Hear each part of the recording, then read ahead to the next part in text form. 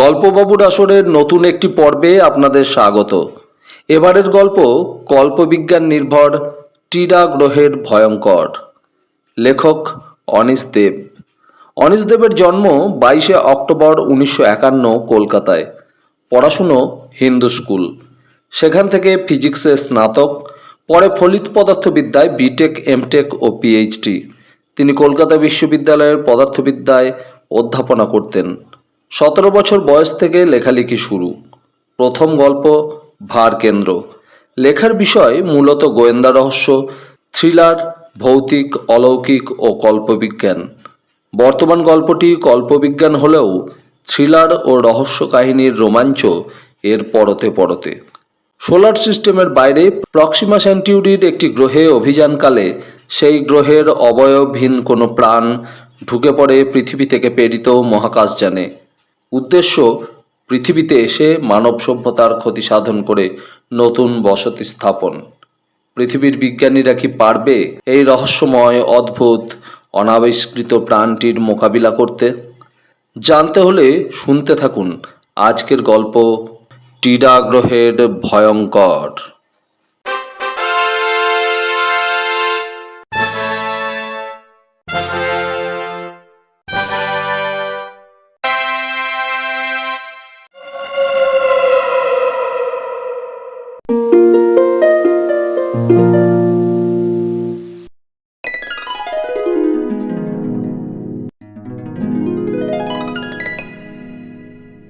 অন্ধকার মহাকাশে মিটমিট করে জ্বলছে অসংখ্য নক্ষত্র। যেন দেয়ালির উৎসব শুরু হয়েছে চারিদিকে।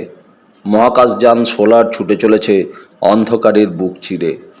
লক্ষ্য পৃথিবীর কক্ষপথ। সুদীর্ঘ অভিযান শেষ করে সোলার ঘরে ফিরে চলেছে। অশোক চিরিমার নেভিগেশন প্যানেলের দিকে তাকিয়ে বসেছিল, মুখ চোখ ফ্যাকাশে। মহাকাশ মানচিত্র খুঁটিয়ে দেখতে চেষ্টা করছে ও। হঠাৎই ওর গোটা শরীর থরথর করে কেঁপে উঠল। শরীরে কেমন একটা অস্বস্তি, বুকের ভেতরটা যেন মোচড় দিয়ে উঠছে। ঠিক তখনই লম্বা চওড়া চেহারার আর একজন মানুষ নেভিগেশন রুমের খাটো দরজা খুলে ভেতরে ঢুকলো। অশোক চিরিমারের পিঠে আলতো থাপ্পড় মেরে হেসে বলল, যাক, শেষ পর্যন্ত তাহলে বাড়ি ফেরা হচ্ছে। ওই কাঠখোট্টা রুক্ষ গ্রহে 2 মাস কাটিয়ে আমার মেজাজটাই কাঠখোট্টা হয়ে যাচ্ছিল। কথা বলতে বলতে নেভিগেশন প্যানেলের টিভি পর্দায় চোখ রাখল ধনপতি রায়। পর্দায় একটা উজ্জ্বল লাল ফুটকি পৃথিবী। সেদিক থেকে চোখ সরিয়ে পুরু প্লাস্টিকের স্বচ্ছ আবরণ দেওয়া জানলার দিকে তাকালো রায়। অন্ধকার মহাকাশে তারার ফুটকি জ্বলছে। ঘরে ফেরার এত আনন্দ জানতাম না, ধনপত রায় বলল। তারপর অশোকের পাশে ঝুঁকে পড়ে জিজ্ঞেস করলো, চিরিমার, তোমার আনন্দ হচ্ছে না? অশোক ফ্যাকাশে বিবর্ণ মুখে ধনপতের দিকে দেখল। আনন্দ হচ্ছে, তবে শরীরটা ভীষণ খারাপ লাগছে। সঙ্গে সঙ্গেই এক ঝটকা মেরে উঠল অশোকের শরীর। চোখ বিস্ফারিত, ঘন ঘন শ্বাস পড়ছে। ও ঝুঁকে পড়ল নেভিগেশন প্যানেলের ওপর। ধনপত রায় ওকে চেপে ধরল 2 হাতে। উত্তেজিত স্বরে বলল, চিরিমার, কি হয়েছে? শরীর কেমন লাগছে? অতি কষ্টে ফিস ফিস করে জবাব দিল অশোক, রায়, শীঘ্রই ডক্টর শ্রীবাস্তবকে খবর দাও। আমার বুকের ভেতরে খুব কষ্ট হচ্ছে, যন্ত্রণায় মাথা ছিঁড়ে পড়ছে। শিগগিরই। আবার ঝাঁকুনি খেলো অশোকের দেহ। প্যানেলের ওপর ওর হাতের বাঁধন শিথিল হলো। অশোক হুমড়ি খেয়ে পড়ল নেভিগেশন রুমের মেঝেতে। ধনপত রায় তৎপর ভঙ্গিতে ওকে ধরতে চেষ্টা করলো, চিৎ করে শুইয়ে দিল। জরুরি স্বরে বলল, ঘাবড়াবার কিছু নেই চিরিমার, এক্ষুনি ডক্টর শ্রীবাস্তবকে খবর দিচ্ছি। কিন্তু ততক্ষণে অশোক চিরিমারের দেহ যন্ত্রণায় বেঁকে গেছে। কাশির দমকে মুখ লাল, দম আটকে চোখ জোড়া ঠেলে বেরিয়ে আসছে মুখের রং নীল। তীব্র আক্ষেপে শরীর ঝাঁকুনি খেতে খেতে হঠাৎই স্থির হয়ে গেল। সব শেষ। ধনপত রায় সোজা হয়ে দাঁড়িয়ে এগিয়ে গেল নেভিগেশন প্যানেলের শেষ প্রান্তে। এক ঝটকায় তুলে নিল টেলিফোনের রিসিভার। দ্রুত হাতে ডায়াল ঘুরিয়ে ব্যস্ত গলায় বলে উঠল, সেন্ট্রাল কন্ট্রোল, নেভিগেশন রুম থেকে বলছি, শীঘ্রই ডক্টর শ্রীবাস্তবকে এখানে পাঠিয়ে দিন। মনে হচ্ছে কি মনে হচ্ছে? ও প্রান্ত থেকে উৎকণ্ঠিত প্রশ্ন ভেসে এলো। মনে হচ্ছে মেঝেতে পড়ে থাকা নিথর নিষ্পন্দ দেহটার দিকে ভয়ার্তভাবে একবার দেখল ধনপত রায়। তারপর বলল, মনে হচ্ছে নেভিগেশন রুম সুপারভাইজার অশোক চিরিমার এই মাত্র মারা গেছে।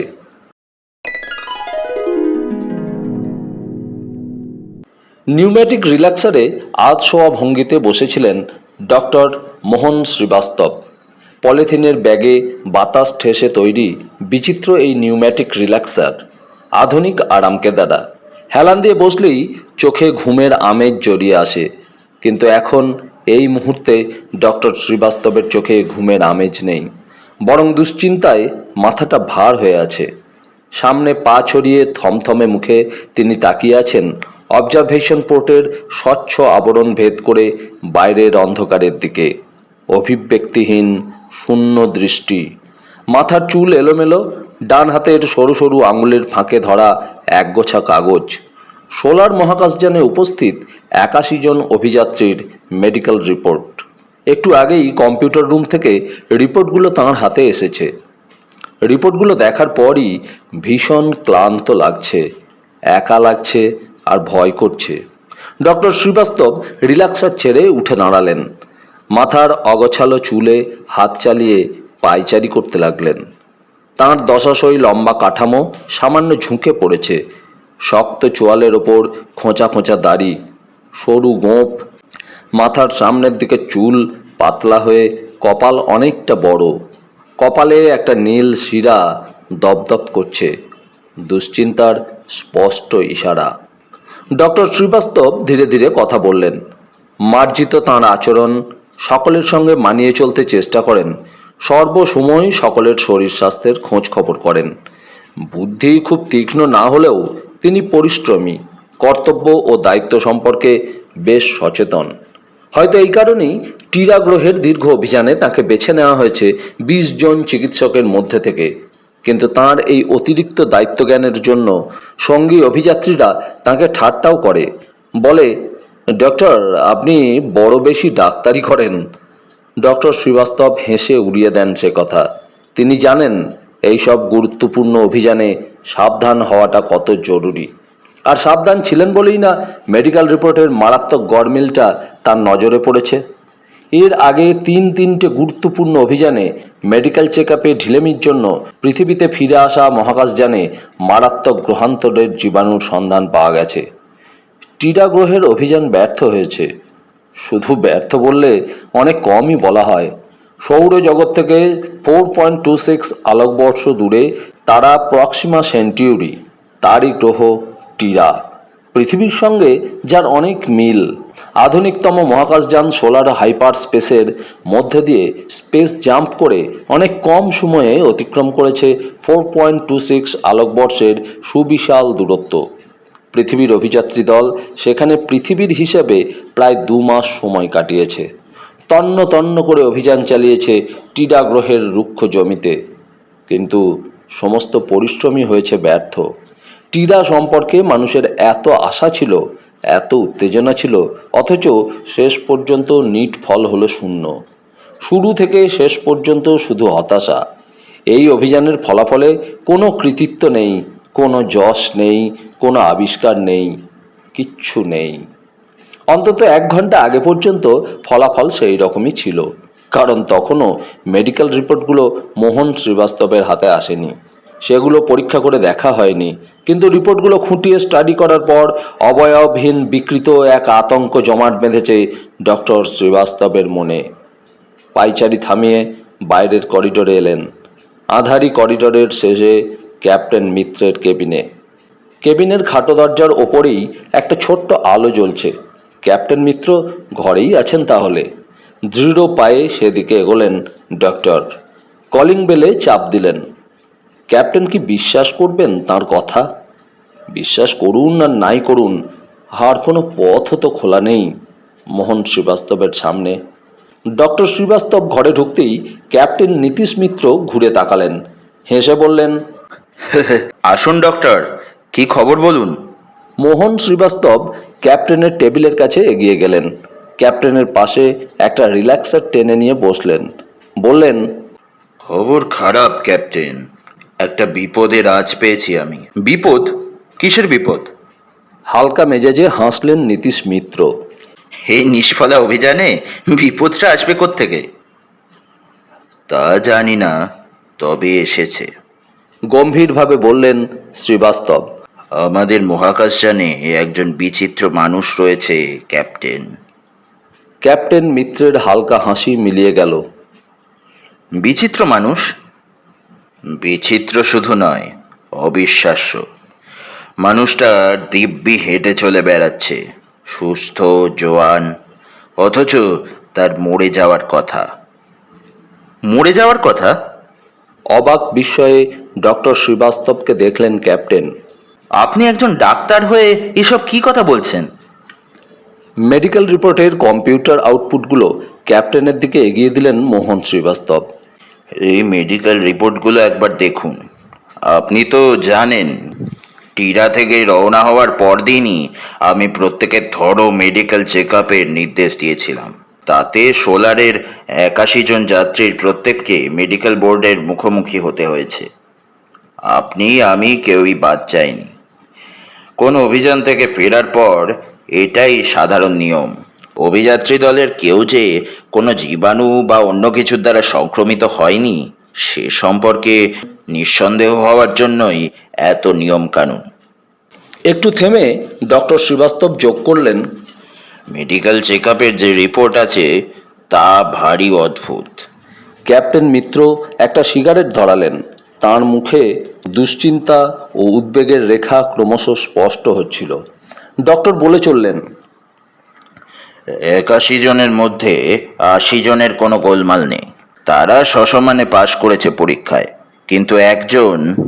কথা থামিয়ে সেই বিশেষ রিপোর্টটি বের করলেন তিনি। এই মানুষটির সব কিছুই স্বাভাবিক। Blood count, chloride, calcium, albumin, globulin ratio, সব কিছুই। কিন্তু ব্লাড সুগার পরীক্ষা করে আমরা হোঁচট খেলাম। সামনে পা ছড়িয়ে দিলেন ডক্টর। মেঝের দিকে তাকালেন। কিছু পরে মুখ তুলে নীতিশ মিত্রের চোখে সরাসরি চোখ রেখে বললেন, এই লোকটার দেহে ব্লাড সুগারের কোনো নামগন্ধ নেই। Blood sugar 0। ক্যাপ্টেন মিত্রের মুখ কঠিন হলো, চোখ বিস্ফারিত অবিশ্বাসে। কি বলছেন ডক্টর?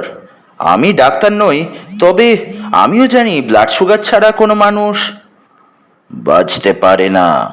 ক্যাপ্টেনের কথা কেড়ে নিয়ে শেষ করলেন শ্রীবাস্তব। মাথা নাড়লেন সম্মতি জানিয়ে।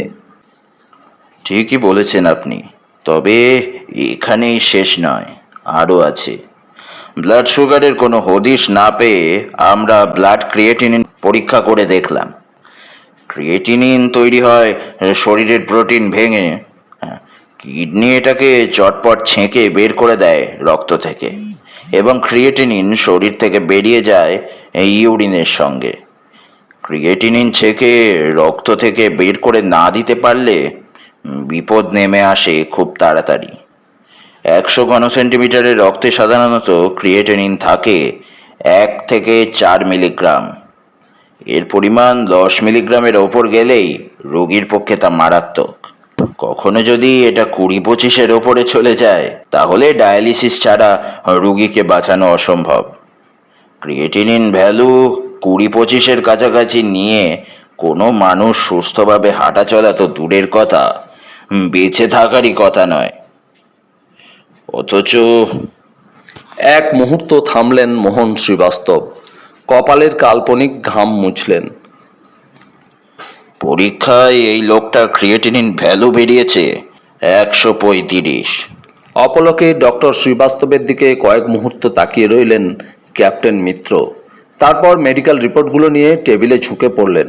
চুপচাপ সেগুলো উল্টে পাল্টে দেখতে থাকলেন। দেখা শেষ হলে অনেকটা আপন মনেই বললেন, স্যাম্পেল নেওয়ার সময় যদি কোনো ভুল হয়ে থাকে, অথবা ল্যাবরেটরি টেস্টে যদি কোনো বাজে কেমিক্যাল ব্যবহার হয়ে থাকে। আচমকা মুখ তুলে শ্রীবাস্তবের দিকে তাকালেন। বেশ জোরের সঙ্গেই বললেন, তাছাড়া কম্পিউটারও তো ক্যালকুলেশনে ভুল করতে পারে। মানে প্রোগ্রামিং যদি গোলমাল হয়ে গিয়ে থাকে। মোহন শ্রীবাস্তব হেসে ফেললেন। ক্যাপ্টেন, পরিষ্কার বুঝতে পারছি আপনার সন্দেহগুলো আপনার নিজের কানেই বেসুরো ঠেকছে। তবুও বলি, না, আপনি যেরকম ভাবছেন সেরকম কোনো গোলমাল হয়নি। আমার মেডিকেল রিপোর্টগুলো 100% কারেক্ট। একটু থেমে আবার বললেন, ওই বিচিত্র মানুষটির ব্লাড সুগার এবং ক্রিয়েটিনিন ভ্যালু পাওয়ার পর আমি তাকে ডেকে পাঠিয়েছিলাম। সে হাসি মুখে ল্যাবে হাজির, সুস্থ সবল চেহারা, অসুস্থতার ছায়া পর্যন্ত নেই। আমি আবার তার শরীর থেকে রক্ত নিলাম, তারপর অ্যানালাইসিস করলাম আমি নিজেই। দ্বিতীয়বার যে রিপোর্ট পেলাম তাতে আমার দুশ্চিন্তা কমে না গিয়ে উল্টে আরো বেড়ে গেল, কারণ দ্বিতীয়বারের রক্ত একেবারে স্বাভাবিক। হাত বাড়িয়ে একটা মেডিকেল রিপোর্ট দেখিয়ে দিলেন শ্রীবাস্তব। এই যে দুবারের রিপোর্টই এতে আছে। ক্যাপ্টেনের আঙুল কেঁপে উঠল। অস্বাভাবিক গলায় তিনি বললেন, কোনো মানুষের রক্তের রাসায়নিক গঠন কি এভাবে নিজে থেকে পাল্টে যেতে পারে? এরকম আচমকা? না, পারে না। কাকতালীয় দুর্ঘটনা যাই বলুন না কেন, কোনো মতেই এটা সম্ভব নয়। অথচ এক্ষেত্রে তাই ঘটছে। দুবার রক্ত নেওয়ার মধ্যে সময়ের ব্যবধান মাত্র 20 ঘন্টা। না, স্যাম্পেল ওলটপালট হয়নি, কারণ প্রত্যেক স্যাম্পেলের সঙ্গে ছিল নির্দিষ্ট নম্বর, এবং যার স্যাম্পেল তার আঙুলের ছাপ।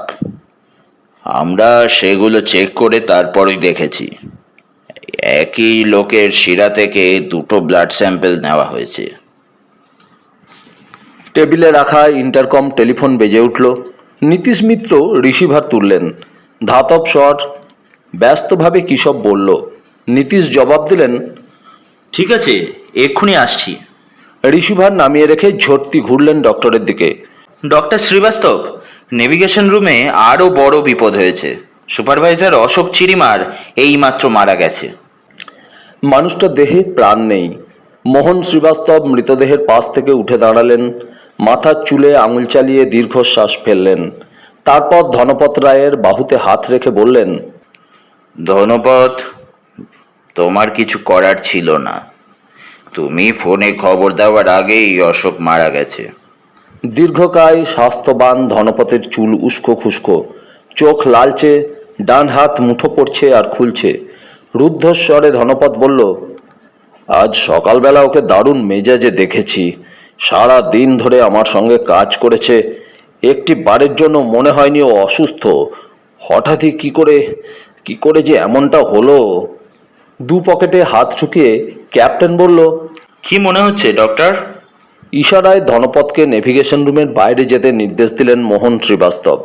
তারপর ঘুরে দাঁড়ালেন ক্যাপ্টেনের মুখোমুখি, বললেন, অশোক চিরিমারের ব্লাড টেস্ট না করে আমি কিছু বলতে চাই না। দুজনেই চুপচাপ পরস্পরের দিকে তাকিয়ে, চোখে চোখে অনেক কথাই যেন হয়ে গেল। অবশেষে ডাক্তারি ব্যাগ খুলে সিরিঞ্জ বের করলেন শ্রীবাস্তব।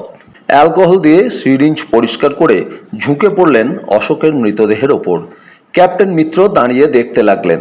শ্রীবাস্তবের চোয়ালের রেখা কঠিন, সেখানে দৃঢ় প্রতিজ্ঞার ছাপ এঁকে দিয়েছে কেউ। কাজ শেষ করে মোহন শ্রীবাস্তব উঠে দাঁড়ালেন, বললেন, ক্যাপ্টেন, 10 মিনিটের মধ্যে টেস্ট রিপোর্ট নিয়ে আমি আপনার ঘরেই হাজির হচ্ছি। দুজনেই বেরিয়ে এলেন নেভিগেশন রুমের বাইরে। ধনপত করিডোরের এক পাশে দাঁড়িয়েছিল। ক্যাপ্টেন বললেন, রায়, এখন থেকে তুমি হলে navigation room supervisor. Thank you captain. Dhanpat কাছে এগিয়ে এলো। Wish you luck. একটু থেমে আবার বললেন, নীতিশ চিরিমারের বডিটা সাবজিরো রুমে পাঠিয়ে দেওয়ার বন্দোবস্ত করছি। তুমি একটু হেল্প করো। ওকে ক্যাপ্টেন। ধনপত রায় নেভিগেশন রুমে ঢুকে পড়ল। আবছায়া করিডোর ধরে ওঁরা দুজনে ফিরে চললেন। মোহন শ্রীবাস্তবের মুখে নতুন আশঙ্কার ছাপ বেশ স্পষ্ট হয়ে উঠেছে। 15 মিনিট পর ক্যাপ্টেনের ঘরে আশঙ্কা পরিণত হলো আতঙ্কে। ব্লাড সুগার 0, ক্রিয়েটিনিন লেভেল 130-এর বেশি, আর এনপিএন 150। অবসন্ন সুরে উচ্চারণ করলেন ডক্টর শ্রীবাস্তব। অশোক চিরিমারের পক্ষে বেঁচে থাকা সম্ভব ছিল না। এনপিএন ক্যাপ্টেন একটু অবাক হয়ে তাকালেন। নন প্রোটিনাস নাইট্রোজেন ক্রিয়েটিনিনের সঙ্গেই তৈরি হয়। নর্মাল লেভেল প্রতি 100 সিসি রক্তে 8 থেকে 10 মিলিগ্রাম। ক্রিয়েটিনিন বাড়লে এনপিএনও বাড়ে। পুরোপুরি নিশ্চিত হওয়ার জন্য এনপিএনটাও চেক করেছি, কিন্তু বুঝতে পারছি না। ডক্টরকে বাধা দিয়ে নীতিশ মিত্র বলে উঠলেন, তাহলে অশোক চিরিমারি সেই বিচিত্র মানুষ? কিন্তু আপনি না বললেন তার রক্ত আবার স্বাভাবিক হয়ে গিয়েছে? শ্রীবাস্তব দু হাতের আঙুলে জট পাকালেন, একটা দীর্ঘশ্বাস ফেলে বললেন, সেটাই তো অবাক কাণ্ড ক্যাপ্টেন। আমি যার কথা বলেছিলাম সে অশোক চিরিমার নয়। নীতিশ মিত্র স্তম্ভিত হয়ে গেলেন। কয়েক মুহূর্ত পরে অস্ফুটে বললেন, অশোক চিরিমার নয়? তাহলে কে সে? কমল সেনগুপ্ত। প্রেসার চেম্বারে মেনটেনেন্সে আছে। চিরিমারের রিপোর্ট এর আগে পুরোপুরি নর্মাল ছিল। ডক্টর, কোথাও একটা বিরাট ভুল হচ্ছে। আমাদের স্টেরিলাইজেশনকে ফাঁকি দিয়ে কোনো জীবাণু হয়তো পৃথিবী থেকেই ঢুকে পড়েছে মহাকাশযানের ভেতরে।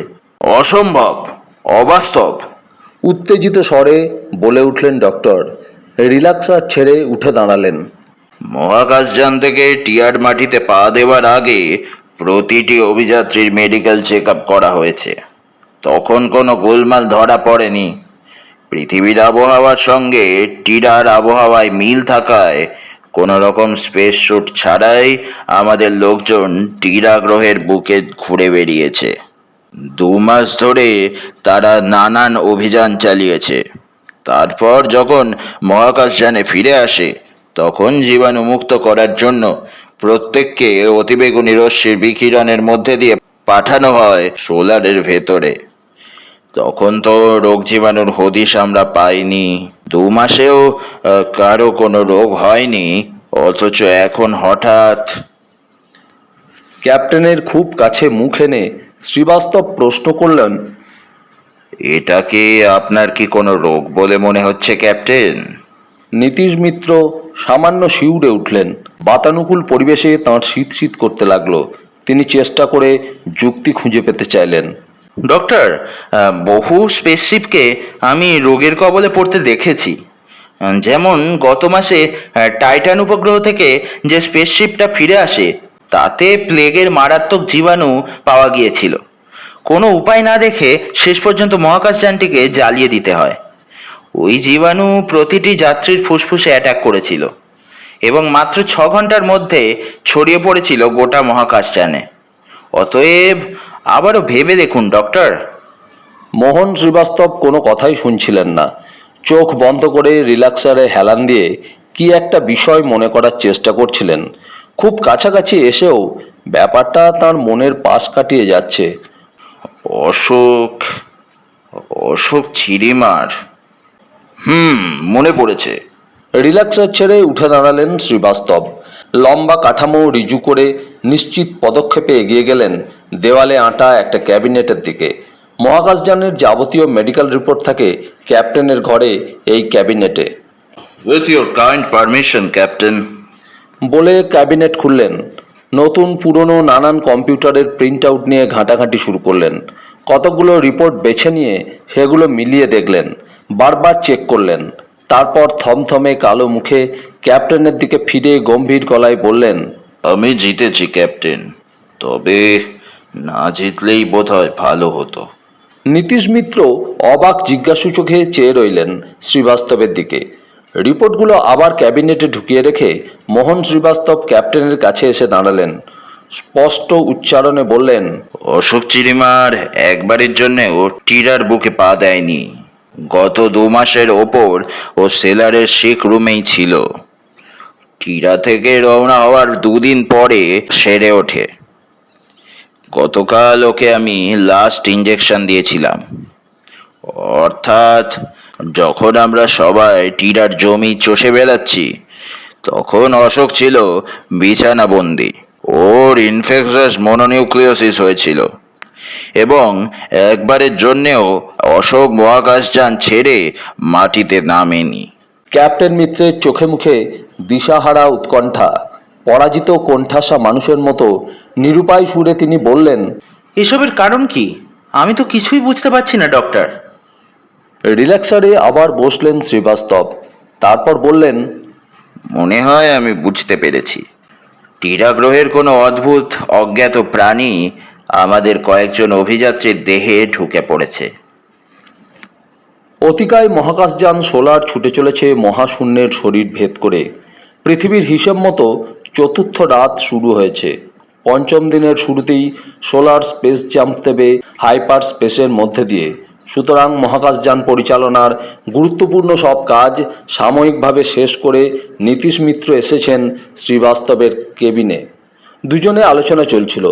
এক সময় আলোচনায় ছেদ টেনে কফি তৈরি করতে উঠলেন ডক্টর শ্রীবাস্তব। কেবিনের এক পাশে টেবিলে বসানো মাইক্রোওয়েভ কুকারে কফি তৈরি করে কাপে ঢাললেন। একটা কাপ এগিয়ে দিলেন ক্যাপ্টেনের দিকে, অন্যটায় চুমুক দিলেন নিজে। ক্যাপ্টেন মিত্র পায়চারি করছিলেন। কফির কাপ নিয়ে একটা রিল্যাক্সারে শরীর এলিয়ে বসলেন। তাঁর চোখে মুখে স্পষ্ট উত্তেজনার ছাপ। মোহন শ্রীবাস্তব নরম সুরে বললেন, শান্ত হন ক্যাপ্টেন, উত্তেজিত হবেন না। কফিতে চুমুক দিয়ে নীতিশ মিত্র জবাব দিলেন, উত্তেজিত না হয়ে আর উপায় কি? এই মহাকাশযানের প্রতিটি মানুষের দায়িত্ব আমার। আমি এই স্পেসশিপের ক্যাপ্টেন। এমনিতেই আমাদের টিরা অভিযান সম্পূর্ণরূপে ব্যর্থ হয়েছে। দেশের মানুষের কোটি কোটি টাকা খরচ করে শূন্য হাতে আমি ঘরে ফিরছি। টিরাতে কোনো রকম প্রাণের সন্ধান আমরা পাইনি। কোনো উদ্ভিদ সেখানে নেই। দামি খনিজ পদার্থের টিকিও দেখা যায়নি। তবু আমরা প্রাণপণ খেটেছি। স্যাম্পেল নিয়েছি পাথর, মাটি, বাতাসের। ফটো তুলেছি, রিপোর্ট লিখেছি। তারপর কাগজপত্র গুটিয়ে রওনা হয়েছি বাড়ির দিকে। এ যেন পরীক্ষায় ফেল করে মার্কশিট হাতে নিয়ে বাড়ি ফেরার মতো। আর এখন বাড়ি ফেরার পথে রওনা হওয়ার 3 দিন পর আপনি আমাকে ভয়ঙ্কর কথাগুলো শোনালেন। টিরার অদ্ভুত অজ্ঞাত প্রাণী। কফির কাপ টেবিলে নামিয়ে রেখে গলার স্বর স্বাভাবিক করে বললেন, বিশ্বাস হতে চায় না, অথচ অশোক চিনিমার যে মারা গেছে তাতে কোনো সন্দেহ নেই। আর ওই বিচিত্র মেডিকেল রিপোর্টগুলোকেও তো উড়িয়ে দেওয়া যায় না। রিল্যাক্সার টেনে নিয়ে ক্যাপ্টেনের মুখোমুখি বসলেন ডক্টর শ্রীবাস্তব। ক্যাপ্টেন, একটা ব্যাপারে আমি নিঃসন্দেহ। অশোক চিরিমার আর কমল সেনগুপ্তর শরীরে যে অস্বাভাবিক পরিবর্তন দেখা গেছে তা কোনো মানুষের শরীরে ঘটা অসম্ভব। মানবদেহের মেটাবলিজম নানান অবস্থার মধ্যেও নিজেকে খাপ খাইয়ে নেয়, কিন্তু কতগুলো জিনিস আছে যা হিউম্যান মেটাবলিজমের পক্ষে অসম্ভব। যেমন 0 ব্লাড সুগার, 130-এর ওপর ক্রিয়েটিনিন ও এনপিএন ভ্যালু, অথচ কোনো মানুষ বেঁচে আছে। হতে পারে তো টিরা গ্রহের কোনো রোগ জীবাণু? না না, হতে পারে না। এক ঝটকায় মোহন শ্রীবাস্তব সোজা হয়ে উঠে দাঁড়ালেন। কফি চলকে পড়ল তাঁর হাতে ধরা কাপ থেকে। কতবার আপনাকে সেই একই কথা বলতে হবে ক্যাপ্টেন? এটা নতুন কোনো রোগ জীবাণুর ব্যাপার নয়। এটা সম্পূর্ণ অসম্ভব একটা ঘটনা। হিউম্যান মেটাবলিক সিস্টেমে এই ধরনের ঘটনা কোনো দিন ঘটতে পারে না, পারে না, পারে না। নীতিশ মিত্রের মুখ বিবর্ণ হয়ে গেল। কফির কাপ টেবিলে রেখে আবার রিল্যাক্সারে বসলেন শ্রীবাস্তব। তাঁর হাত কাঁপছে থরথর করে, কাঁপছে কপালের নীল শিরা। অনেকক্ষণ দুজনে চুপ করে রইলেন। তারপর ইতস্তত করে নিচু গলায় ক্যাপ্টেন বললেন, টিরা গ্রহে কোনো প্রাণের সন্ধান তো আমরা পাইনি ডক্টর। না, পাইনি। আর কেন পাইনি তারও একটা ব্যাখ্যা আমি অনুমানে খাড়া করেছি। ডক্টর শ্রীবাস্তব সশব্দেই একটা দীর্ঘশ্বাস ফেললেন। টিরাকে আমরা যেরকম প্রাণহীন ভেবেছি সেরকম যদি না হয় ক্যাপ্টেন, হ্যাঁ, আপনি হয়তো বলবেন যে পাগলের কল্পনা, কিন্তু তবুও ধরে নিন না যে টিরা গ্রহে প্রাণ ছিল। চালাক, বুদ্ধিমান, চিন্তাশীল এবং শক্তিশালী প্রাণ। আমরা যখন টিরাগ্রহে নেমেছি তখন ওরা হয়তো তৈরি ছিল, হয়তো ওরা আগে থেকেই টের পেয়েছিল যে আমরা টিরায় ল্যান্ড করতে চলেছি। তারপর থেকে সর্বক্ষণ ওরা আমাদের চোখে চোখে রেখেছে। আমাদের পরীক্ষা নিরীক্ষা, অভিযান, খোঁজাখুঁজি যখন চলছিল তখন ওরা সবসময়ই ছিল আমাদের সঙ্গে, তবে অলক্ষ্যে, গোপনে। হয়তো ওরা আমাদের দেখা দিতে চায়নি, অন্য কোনো উদ্দেশ্য ছিল ওদের। যদি এমন হয়, টিরার যেসব অংশে আমরা অভিযান চালিয়েছি সেগুলো আমাদের জন্যে আগে ভাগেই তৈরি করে রাখা হয়েছিল। ওরাই তৈরি করে রেখেছিল যাতে কোনো কিছুই দেখতে না পায়, কোনো কিছুই খুঁজে না পায়, আর কোনো কিছুই জানতে না পারি টিরার সম্পর্কে, এবং ব্যর্থ হয়ে খালি হাতে ফিরে যায় পৃথিবীতে, যেমন খালি হাতে আমরা রওনা দিয়েছিলাম পৃথিবী থেকে। সামনে ঝুঁকে এলেন ডক্টর শ্রীবাস্তব। দুহাত নেড়ে জোর দিয়ে নিজের বক্তব্য প্রতিষ্ঠা করতে চাইলেন। এবার তর্কের খাতিরে ধরে নিন যে টিরার প্রাণীদের আমাদের মতো নির্দিষ্ট কোনো চেহারা নেই। হয়তো ওরা নিছকই এক ধরনের জেলির মতো প্রোটোপ্লাজম, যে কোনো ধরনের অবস্থায় নিজেদের খাপ খাইয়ে নিতে পারে। হয়তো খুশি মতো ওরা যে কোনো জিনিসকে নকল করতে পারে। এইরকম নকল কোনো চেহারা নিয়েই ওরা হয়তো আমাদেরই নাকের ডগায় বসে আমাদের প্রতিটি কার্যকলাপের ওপরে নিজেদের নজর রেখেছিল। কে বলতে পারে, ওরা হয়তো পাথর, বালি কিংবা জল সেজে আমাদের দেখছিল। এমনকি এমনকি মানুষের চেহারা নিয়েও থাকতে পারে। শ্রীবাস্তবের না বলা কথাগুলোই উচ্চারণ করলেন ক্যাপ্টেন মিত্র। তার মুখ দেখে মনে হচ্ছিল বিশ্বাস অবিশ্বাস, সম্ভব অসম্ভবের সীমারেখার বাইরে চলে গেছেন তিনি। ঠিক বলেছেন ক্যাপ্টেন। ডক্টর শ্রীবাস্তব সমর্থন করলেন নীতিশ মিত্রকে। এবারে একটা প্রশ্ন করি আপনাকে। মনে করুন টিরার প্রাণীরা আমাদের গ্রহ সম্পর্কে অনেক কিছু জানতে চায়, আমাদের স্টাডি করে দেখতে চায়, আরও স্টাডি করতে চায় আমাদের মহাকাশযানকে, এবং পৃথিবীতে গিয়ে নানান পরীক্ষা নিরীক্ষা চালাতে চায় নিজেদের কৌতূহল মেটাবার জন্য। তাহলে বলুন, কি করে এসব কাজ ওদের পক্ষে সহজে করা সম্ভব? নীতিশ মিত্র নিশ্চুপ। ডক্টর শ্রীবাস্তবের প্রশ্নের সুর শুনেই বোঝা যায় তার উত্তর সম্পর্কে একটা স্পষ্ট ধারণা তার মনে রয়েছে। অতএব দু এক মুহূর্ত অপেক্ষা করে উত্তরটা তিনিই দিলেন। ক্যাপ্টেন, আমার অনুমান টিরার প্রাণীদের কেউ মানুষের চেহারা নিয়ে উঠে এসেছে আমাদেরই মহাকাশযানে। হয়তো টিরার পাথর বালি ছড়ানো রুক্ষ প্রান্তরে ওরা খুন করেছে কমল সেনগুপ্তকে। তারপর তাকে নকল করে চেহারায়, কথাবার্তায়, হাবভাবে, সব কিছুতেই ওদের একজন ঢুকে পড়েছে সোলারে। এই আশা নিয়ে ঢুকে পড়েছে যে তাকে কমল সেনগুপ্ত মনে করে আমরা পৃথিবীতে নিয়ে যাব। কিন্তু ধরুন নকল করতে গিয়ে কোথাও যদি গরমিল হয়ে গিয়ে থাকে। মানছি এই বিচিত্র প্রাণী কমলের স্মৃতি পর্যন্ত চুরি করে নিয়েছে, নইলে আপনাকে বা আমাকে নকল কমল চিনতে পারলো কেমন করে? কিন্তু তা সত্ত্বেও মানুষের শরীরের এমন কতগুলো ব্যাপার আছে যা বিশেষজ্ঞ ছাড়া জানা সম্ভব নয়।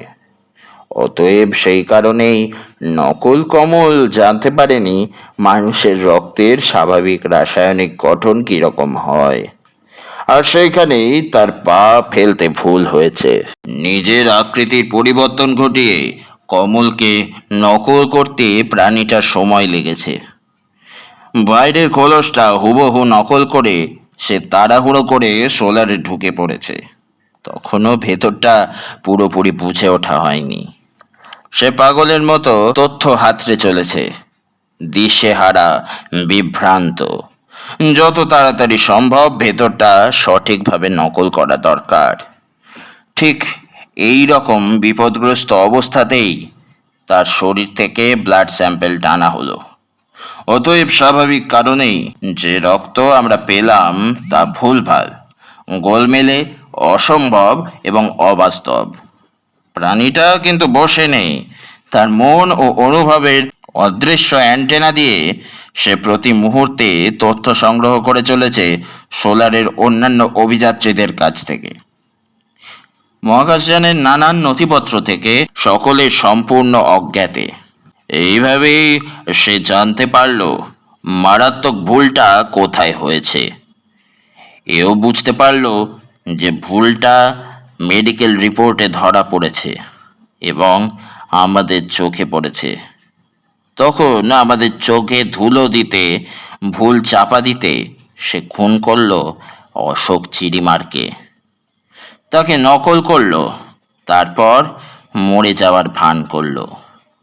ইচ্ছে করে রক্তে প্রকাশ করে গেল কমল সেনগুপ্তের মতো গোলমাল।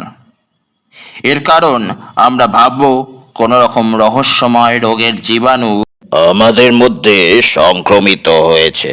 আর বাড়ি ফেরার পথে সারাটা সময় এই রহস্যের সমাধান খুঁজে খুঁজে হয়রান হবে আমাদের মস্তিষ্ক।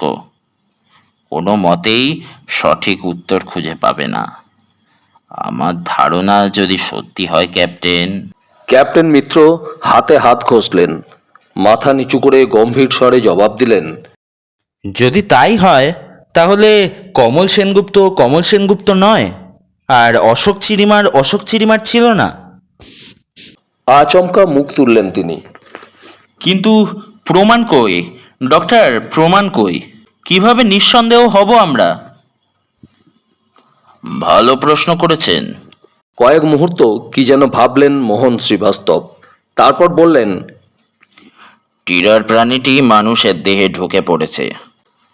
খুঁটিয়ে খুঁটিয়ে চষে বেরিয়েছে দেহের প্রতিটি স্নায়ু, প্রতিটি কোষ, রাসায়নিক গঠন, অনুপাত, মস্তিষ্কের প্রতিটি চিন্তার ছাপ। তারপর সব নকল করে ফেলেছে এবং খুন করেছে মানুষটিকে। কমল সেনগুপ্তের রক্তাক্ত মৃতদেহ হয়তো পড়ে আছে টিরার কোনো খাদে, আর অশোক চিরিমারের মৃতদেহ সম্ভবত সোলারের ডিসপোজাল চেম্বার দিয়ে ছুঁড়ে দেওয়া হয়েছে মহাশূন্যে। এখন এই নকল মানুষটা সব দিক দিয়েই আসল মানুষটিরই মতো। অণু পরমাণু পর্যন্ত নিখুঁতভাবে কপি করেছে ওরা। শুধু নকল দেহটার ভেতরে এক কোণে রয়ে গেছে একটা শয়তান ভিন গ্রহের মন। শয়তানি মতলব নিয়ে শুধু ভাবছে, ওঁত পেতে রয়েছে। শ্রীবাস্তব মাথার চুলে আঙুল চালালেন, হাত ছড়িয়ে আড়মোড়া ভেঙে বললেন, যত নিখুঁত নকলই ওরা করে থাকুক ক্যাপ্টেন, হিউম্যান মেটাবলিক সিস্টেম এক বিচিত্র জিনিস। একমেবা দ্বিতীয়াম। সেইখানেই ফাঁদ পাতবো আমি। গোপনীয়তার খাতিরে আমার মতলবটা এখনই আপনাকে খুলে বলতে পারছি না, কারণ নিজেকে ছাড়া আমি এখন কাউকে বিশ্বাস করি না। দুজনে পরস্পরের চোখে চোখ রাখলেন। মোহন শ্রীবাস্তবকে শান্ত দেখাচ্ছে, ইঞ্জিনের চাপা গুনগুন শব্দ কেবিনের নিস্তব্ধতাকে আরও প্রকট করে তুলেছে। ক্যাপ্টেন মিত্রের হাত ঘামছে। সোলারের 81 জন মানুষ নাকি 79 জন? শুধু নয়, টিরার ভয়ঙ্কর প্রাণী যদি একবার পৃথিবীতে পৌঁছায় তাহলে গোটা মানবজাতির সর্বনাশ নেমে আসবে। ডক্টরকে সে কথাই জিজ্ঞেস করলেন তিনি। প্রাণীটির উদ্দেশ্য কোনো রকমে একবার পৃথিবীতে পৌঁছানো, তাই না? হ্যাঁ, ভয়ঙ্কর বলে মনে হলেও কথাটা সত্যি। যদি আমরা বিস্ফোরণ ঘটিয়ে সোলারকে মহাশূন্যে উড়িয়ে দিই? উত্তেজনায় দপদপ করছে নীতিশ মিত্রের মুখমণ্ডল। তাই দেব, যদি না তাকে ফাঁদ পেতে ধরতে পারি। আমাদের হাতে সময় বেশি নেই ডক্টর। জানি, সোলারকে বিস্ফোরণে উড়িয়ে দিলে এতগুলো মানুষের প্রাণ যাবে, তাছাড়া ধুলো হয়ে যাবে কোটি কোটি টাকার এই মহাকাশযান। সুতরাং শেষ চেষ্টা আমি করবই ক্যাপ্টেন। এ পর্যন্ত এমন কোনো জালিয়াতি বা নকলের কথা আমি শুনিনি যা ধরা পড়েনি। সুতরাং টিরার প্রাণীকেও ধরা পড়তেই হবে।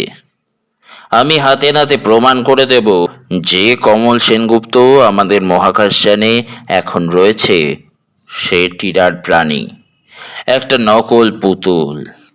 এমন ফাঁদ পাতব যা আন্দাজ করা সেই ভয়ঙ্কর প্রাণীর কল্পনারও বাইরে। রিল্যাক্সের ছেড়ে উঠে দাঁড়ালেন শ্রীবাস্তব। খুব ঘুম পাচ্ছে ক্যাপ্টেন, আপাতত গুড নাইট। একটা কথা, আমাদের আলোচনার ব্যাপারটা একটু গোপন থাকলে ভালো হয়। শুভরাত্রি জানিয়ে ক্যাপ্টেন নীতিশ মিত্র বেরিয়ে গেলেন শ্রীবাস্তবের কেবিন থেকে। দুশ্চিন্তার ঢেউ ঘুরপাক খাচ্ছে মাথার ভেতর, মাথা দপদপ করছে। তবুও কোথাও যেন একটা কৌতূহল খোঁচা মারছে। কি ফাঁদ পেতেছেন ডক্টর শ্রীবাস্তব? সেই ফাঁদে টিরাগ্রহের প্রাণী পা দেবে তো? কে জিতবে এই বুদ্ধির খেলায়?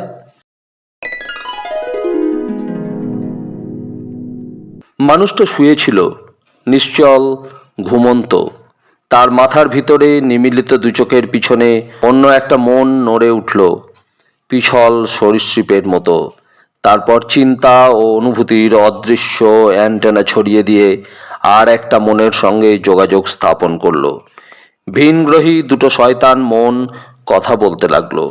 মহাকাশযানের দু প্রান্তের দুটো কেবিনের মধ্যে যেন তৈরি হয়ে গেল এক অদৃশ্য টেলিফোন, যার অন্য নাম টেলিপ্যাথি।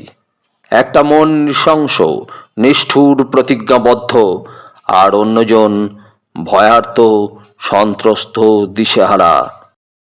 আমাদের ফিরে যেতে হবে, আমরা ধরা পড়ে গেছি। ডক্টর শ্রীবাস্তব আমাদের ধরে ফেলেছেন। কখনো না। তীব্র স্বরে উত্তর দিল দ্বিতীয় মন। এখনো ফিরে যাবার সময় রয়েছে। সোলার স্পেস জাম দেওয়ার পর আমরা অনেক দূরে চলে যাব, তখন আর ফিরে যাবার পথ থাকবে না।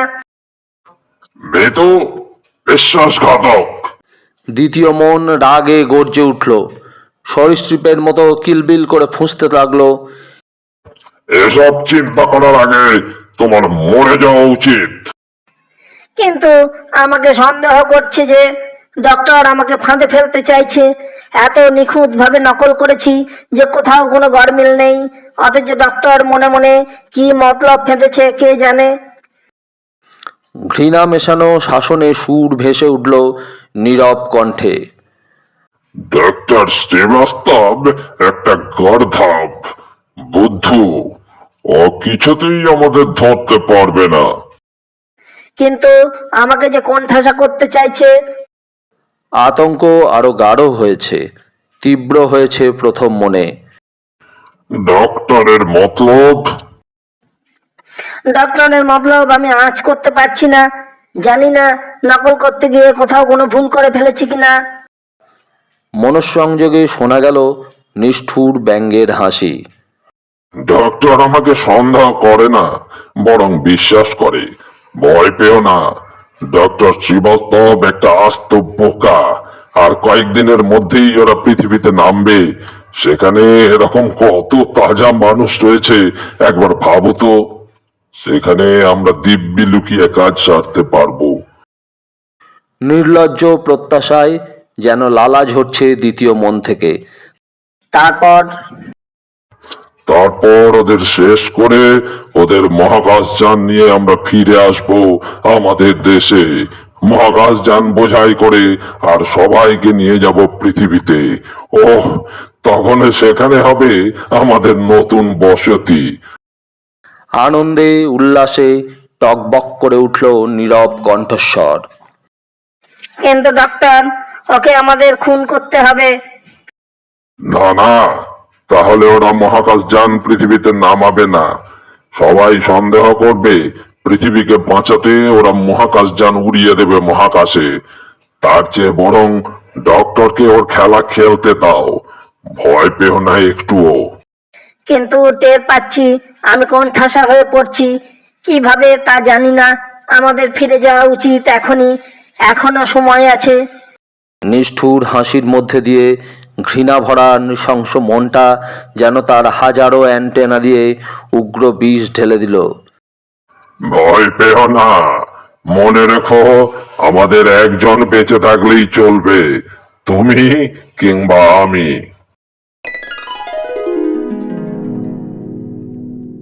ক্যাপ্টেন নীতিশ মিত্রের কেবিনে ঢুকলেন মোহন শ্রীবাস্তব।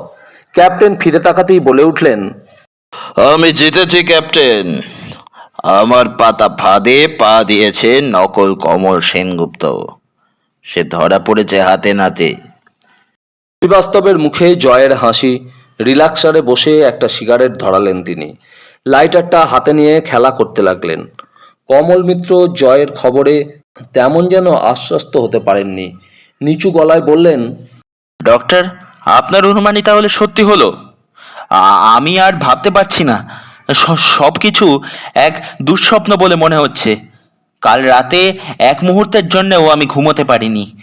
তাছাড়া আজ যতবারই কমলের মুখোমুখি হয়েছি ততবারই নিজেকে কেমন অপরাধী বলে মনে হয়েছে। ছেলেটা এত নিষ্পাপ, সরল। ক্যাপ্টেনকে বাধা দিয়ে শ্রীবাস্তব বললেন, যে কমল সেনগুপ্তকে আপনি দেখছেন সে ঘোর পাপী এবং কুটিল। প্রথম সুযোগেই সে আপনাকে, আমাকে, সবাইকে শেষ করে দেবে। কিন্তু এখন আর তা হবে না। উল্টে আমরাই তার ব্যবস্থা করব। কি প্রমাণ পেয়েছেন ডক্টর? অপেক্ষাকৃত শান্ত স্বরে জিজ্ঞাসা করলেন নীতিশ মিত্র। পকেট হাতড়ে একটা খাম বের করলেন ডক্টর শ্রীবাস্তব। খাম থেকে বেরোলো একটা ফিল্ম। সেটা আলোর দিকে ধরে একবার দেখলেন। তারপর ক্যাপ্টেনের দিকে এগিয়ে দিয়ে বললেন, কমল সেনগুপ্তের পাকস্থলীর সোনোগ্রাফির ফিল্ম। সনিক জেনারেটর লাগিয়েছিলাম কেবিনের সিলিংয়ে এবং ওর বাঙ্কের তলায় ফিল্ম প্লেটটা সেট করে অনেক কষ্টে লুকিয়ে এই ছবি তুলেছি। দেখুন। ক্যাপ্টেন মিত্র ফিল্মটা দেখলেন। কিসের ছবি? কাল রাত্রে কমল সেনগুপ্ত যা খেয়েছিল তারই ছবি। কই, কিছু তো দেখা যাচ্ছে না। ক্যাপ্টেন অবাক হলেন। শ্রীবাস্তব আত্মপ্রসাদের হাসি হাসলেন। কমল আমার ফাঁদে পা দিয়েছে, তাই কিছু দেখা যাচ্ছে না। ক্যাপ্টেন বিমূঢ় চোখে ডক্টরকে দেখতে লাগলেন। মাথা মুন্ডু কিছুই বুঝতে পারছেন না তিনি। শ্রীবাস্তব হাসলেন। তারপর পকেট থেকে আর একটা খাম বের করলেন। খাম থেকে বেরোলো 6টা একই ধরনের ফিল্ম। ক্যাপ্টেন, কমলের ছবির সঙ্গে এই ছবিগুলো মিলিয়ে দেখুন। আমাদের মেডিকেল টিম বহু পরিশ্রমে গোপন ছবিগুলো তুলেছে। অবশ্য আমি ছাড়া আর কেউ ছবি তোলার কারণ জানে না। হাতের সিগারেটে গভীর টান দিলেন ডক্টর। ফিল্মগুলো রাখলেন ক্যাপ্টেনের ডেস্কের ওপরে। তারপর বললেন, ক্যাপ্টেন, কাল রাত্রে ক্রুদের যে খাবার দেওয়া হয়েছিল তাতে আমি গোপনে পাথরের গুঁড়ো মিশিয়ে দিয়েছিলাম। না, আপনার অনুমতি নিতে পারিনি, সেজন্য আমি দুঃখিত। রাতের খাবার খেয়ে আজ সকালে সকলেই বদহজমের অভিযোগ করেছে, একমাত্র কমল সেনগুপ্ত ছাড়া। ওই 6টা ফিল্ম লক্ষ্য করলেই দেখতে পাবেন যে স্টোনডাস্টের ছবি সোনোগ্রাফে অত্যন্ত স্পষ্ট তা কমল সেনগুপ্তের ছবিতে নেই। অর্থাৎ স্বাভাবিক কারণেই রাতের খাবারের সঙ্গে অজান্তে পাথর গুঁড়ো খেয়ে 6জন অভিযাত্রী তা হজম করতে পারেনি। কিন্তু নকল কমল জানতো না যে পাথরের গুঁড়ো তার হজম করা উচিত কি অনুচিত। আসল কমলের মস্তিষ্কের স্মৃতিভাণ্ডার থেকে এ বিষয়ে কোনো খবর সে জানতে পারেনি, আর জানা সম্ভবও ছিল না। এ খবর একমাত্র দিতে পারত হিউম্যান মেটাবলিক সিস্টেম, যার আচার আচরণ টিরার অতি চালাক প্রাণীর পক্ষে হুবহু নকল করা সম্ভব নয়। অতএব পাথর হজম করে নকল কমল নিজেকে প্রকাশ করে দিয়েছে, আর তার লুকোবার পথ নেই। সিগারেটে শেষ টান দিয়ে হাসলেন ডক্টর শ্রীবাস্তব। লাইটার জেলে নতুন একটা সিগারেট ধরালেন। আপনাকে তো আগেই বলেছিলাম ক্যাপ্টেন, এ পর্যন্ত এমন কোনো জালিয়াতি বা নকলের কথা আমি শুনিনি যা ধরা পড়েনি। দরকার শুধু সময়। ক্যাপ্টেন মিত্র একটা সিগারেট বের করে ঠোঁটে রাখলেন, ডক্টরের হাত থেকে লাইটারটা নেবার জন্য হাত বাড়িয়ে দিলেন। খবরদার! বিদ্যুৎ স্পৃষ্টের মতো এক ঝটকায় হাত সরিয়ে নিলেন মোহন শ্রীবাস্তব। ছবেন না আমাকে। ডক্টরের দিকে হতবাক চোখে তাকিয়ে চোখ পিটপিট করলেন নীতিশ মিত্র। আমি লাইটারটা নিতে যাচ্ছিলাম ডক্টর। সশব্দে নিঃশ্বাস ফেললেন শ্রীবাস্তব। লজ্জিতভাবে লাইটারটা এগিয়ে দিলেন ক্যাপ্টেনের ডেস্কে। বললেন, সরি ক্যাপ্টেন, আমি একটু উত্তেজিত হয়ে পড়েছি। সবাইকে আমি ভয় করতে শুরু করেছি। সব সময় টিরার প্রাণীর দুঃস্বপ্ন দেখছি। ওদের ছোঁয়াচ বাঁচিয়ে চলার চেষ্টা করছি। সবটাই হয়তো বোকামি, কিন্তু আমি সাবধান থাকতে চাই ক্যাপ্টেন। ছোট্ট করে হাসলেন শ্রীবাস্তব। এখন চলুন, নকল কমলের একটা ব্যবস্থা করি। কি ব্যবস্থা? সিগারেট ধরিয়ে লাইটারটা ডক্টরের তালুর ওপর ছেড়ে দিলেন ক্যাপ্টেন। ডক্টর শ্রীবাস্তব সেটা লুফে নিয়ে পকেটে ঢোকালেন। তারপর ফিল্মগুলো খামে ভরে নিয়ে রিল্যাক্সার ছেড়ে উঠে দাঁড়ালেন। ক্যাপ্টেনও উঠে দাঁড়ালেন তাঁর সঙ্গে রওনা হওয়ার জন্য। শ্রীবাস্তবের চোয়াল শক্ত হলো। খোঁচা খোঁচা দাড়িতে হাত বুলিয়ে তিনি বললেন, চরম ব্যবস্থা। চলুন, নিজের চোখেই দেখবেন। ওরা দুজনে বাইরে বেরিয়ে এলেন ক্যাপ্টেনের কেবিন ছেড়ে। করিডোর ধরে এগোতে এগোতে মোহন শ্রীবাস্তব বললেন, একটু আগে আমি কমলকে স্টারবোর্ডের দিকে স্পেস লকটা পরিষ্কার করতে বলে এসেছি। ও যদি স্পেস লকের মধ্যে থাকে তাহলে আমাদের কাজের সুবিধে হবে। ক্যাপ্টেন মিত্রও কোনো কথা বললেন না। তিনি এই মহাকাশযানের ক্যাপ্টেন, কিন্তু ডক্টর শ্রীবাস্তবের র্যাঙ্ক তাঁর সমান। তাছাড়া মহাকাশযান এবং অভিযাত্রীদের রোগ জীবাণু মুক্ত রাখতে ডক্টর শ্রীবাস্তব যা ভালো বোঝেন করতে পারেন। ক্যাপ্টেনের অনুমতি নেবার প্রয়োজন নেই। একই কারণে তিনি হুকুম চালাতে পারেন ক্রুর ওপরে। গত এক দশকে রোগ জীবাণু সংক্রান্ত কারণে বিভিন্ন মহাকাশ অভিযানের শোচনীয় ব্যর্থতা সকলের চোখ খুলে দিয়েছে। সেই কারণেই আজকাল যে কোনো অভিযানে চিফ মেডিকেল ম্যান ক্যাপ্টেনের মতোই গুরুত্বপূর্ণ, হয়তো তার চেয়েও বেশি। তবে নীতিশ মিত্র এটুকু আশা করেন, শ্রীবাস্তব যা করবেন তা বুঝে শুনে দায়িত্ব নিয়েই করবেন। মোহন শ্রীবাস্তব নিজের বোকামির কথা ভাবছিলেন। কমল সেনগুপ্ত ছাড়াও যে অন্য কেউ ট্রিডার প্রাণী হতে পারে, এই সন্দেহের কথা ওভাবে প্রকাশ করাটা ঠিক হয়নি। ক্যাপ্টেনের কাছ থেকে ব্যাপারটা যদি পাঁচ কান হয় তাহলেই বিপদ। নিজের সন্দেহের কথা এই মুহূর্তে তিনি কাউকে জানাতে চান না। স্টারবোর্ডের স্পেস লকের সামনে করিডোরে অফিসার অংশুমান যাদবের সঙ্গে দেখা হলো। ক্যাপ্টেনের দিকে তাকিয়ে চোখের ইশারা করলেন মোহন শ্রীবাস্তব। তারপর যাদবকে বললেন, নেভিগেশন রুমে গিয়ে ধনপত রায়কে বলো স্পেস জাম্পের জন্য তৈরি হতে। আমরা একটু পরে আসছি। যাদবকে সরিয়ে দিয়ে দুজন এগিয়ে গেলেন স্পেস লকের দরজার সামনে। ভারী ধাতব দরজা। দরজার ওপরের অংশ পুরু প্লাস্টিকের স্বচ্ছ প্যানেল বসানো। প্রেসার চেম্বারের ভেতরে কমল সেনগুপ্ত কাজ করছে। একটা ভ্যাকুয়াম ক্লিনার নিয়ে ঘরটা পরিষ্কার করছে। নিখুঁত একজন মানুষ, চেহারা, চালচলন সব। হঠাৎই ক্ষিপ্র চিতার মতো দরজার ওপর ঝাঁপিয়ে পড়লেন শ্রীবাস্তব। এক ঝটকায় লক আটকে বেরোনোর পথ বন্ধ করে দিলেন। তারপর দরজার পাশেই একটা প্যানেলের লাল বোতামে চাপ দিলেন। চেম্বারের ভেতরে লাল আলো জ্বলে উঠল। মৃদু গুঞ্জন তুলে বায়ু নিষ্কাশন পাম্প কাজ শুরু করলো। প্রেসার চেম্বারের বাতাস ক্রমশ বেরিয়ে যেতে লাগলো। লাল আলো দেখে কমল চমকে উঠল। ভ্যাকুয়াম ক্লিনার ছেড়ে ছুটে এলো দরজার কাছে। আতঙ্কে চোখ ঠেলে বেরিয়ে আসছে, মুখে বিমূঢ় বিস্ময়। Doctor, doctor! ও চিৎকার করে উঠল। ভারী দরজা ভেদ করে ওর ক্ষীণ ভাঙা কণ্ঠস্বর শোনা গেল, ডক্টর, শীঘ্রই শীঘ্রই সবুজ বোতামটা টিপে দিন। দেখছেন না আমার গায়ে প্রেসার স্যুট নেই। ক্যাপ্টেন মিত্রের ঠোঁট চিরে একটা অস্ফুট শব্দ বেরিয়ে এলো। পক্ষাঘাতে পঙ্গু হয়ে তিনি ডক্টরকে দেখছেন। কোনো রকমে বললেন, কি করছেন আপনি? ছেলেটা যে মরে যাবে। ছেলেটা নয়, টিরার প্রাণী। গম্ভীর গলায় শ্রীবাস্তব উত্তর দিলেন, আমাদের মতো ওরাও বায়ুমণ্ডলে অভ্যস্ত, অতএব বায়ুশূন্য অবস্থায় বাঁচতে পারবে না। চুপচাপ শুধু দেখে যান। ডক্টরের চোখ প্লাস্টিক প্যানেলের ওপর নিবদ্ধ। কমল সেনগুপ্ত অন্ধ আতঙ্কে কাঁপছে, মরিয়া হয়ে চিৎকার করে উঠল আবার, ডক্টর, ডক্টর, ক্যাপ্টেন, সবুজ বোতামটা টিপে দিন প্লিজ। ডক্টর, শীঘ্রই করুন, নইলে আমি মরে যাব, আমার দম বন্ধ হয়ে আসছে। পাগল করার আগে উত্তেজনায় হতাশায় কমল ঘুষি মারতে লাগলো ধাতব দরজায়, প্লাস্টিক প্যানেলের ওপর। ওর হাত ফেটে রক্ত বেরিয়ে এলো, স্বচ্ছ প্যানেলে লালে মাখামাখি হয়ে গেল। তারপর লাল থেকে আস্তে আস্তে পাল্টে যেতে লাগলো বিচিত্র বেগুনি রঙে। কমল নিজের গলা আঁকড়ে ধরলো, হাঁটু গেড়ে পড়ে গেল মেঝেতে। প্রেসার গেজের কাঁটা ক্রমশ এগিয়ে যাচ্ছে শূন্যের দিকে। কমল ছটফট করছে আহত সরীসৃপের মতো। কাশির দমকে কেঁপে কেঁপে উঠছে ওর শরীর। হঠাৎই ওর নাক দিয়ে রক্ত বেরিয়ে এলো। শেষ আক্ষেপ মোচড় খেলো ওর দেহে।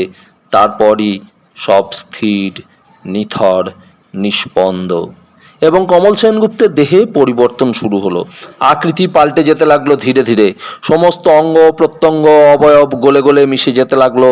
হাত পা চুল, অবশেষে রয়ে গেল একতাল বেগুনি জেলি, যেন এক অতিকায় অ্যামিবা। তীর তীর কাঁপন জাগছিল জেলির স্তরে। হঠাৎই সেটা থেমে গেল, প্রাণের স্পন্দন শেষ। প্যানেল থেকে চোখ সরিয়ে মাথা নাড়লেন ডক্টর। অবসাদ ভরা শরীরে দেয়ালে হেলান দিয়ে দাঁড়ালেন। ক্লান্ত স্বরে বললেন, এই আমার সবচেয়ে বড় প্রমাণ ক্যাপ্টেন, আমি ভুল করিনি। ক্যাপ্টেন মিত্র কি একটা বলতে যাচ্ছিলেন, কিন্তু তার আগেই এক লহমায় টান টান হয়ে দাঁড়ালেন মোহন শ্রীবাস্তব। ক্যাপ্টেন, একটা বিরাট ভুল হয়ে গেছে। অশোক চিরিমার মরেছে, কিন্তু তার ভেতরের বেগুনি জেলি মরেনি। নকল কমল সেনগুপ্তেরই একটা অংশ তৈরি করেছিল নকল চিরিমার। সে মরে যাওয়ার ভান করে আমাদের চোখে ধুলো দিয়েছে। আমি এক্ষুনি গিয়ে সাবজিরো রুম লক করে সিল করে দিয়ে আসছি। পৃথিবীতে ফিরে গিয়ে মৃত চিরিমারকে পরীক্ষা করে দেখব।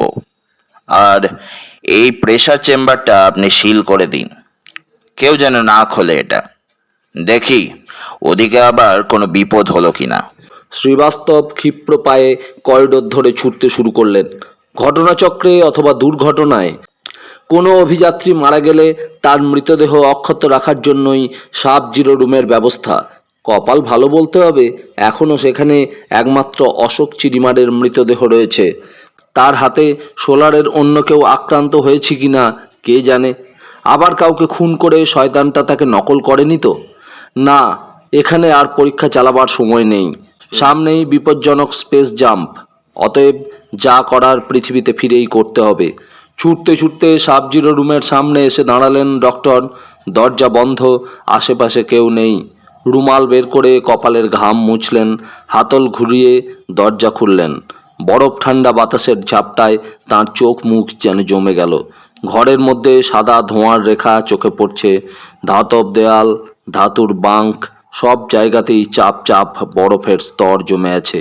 একটা বাঙ্কে নিশ্চল শুয়ে আছে মৃত অশোক চিরিমার, হাতে মুখে তুষারের কণা।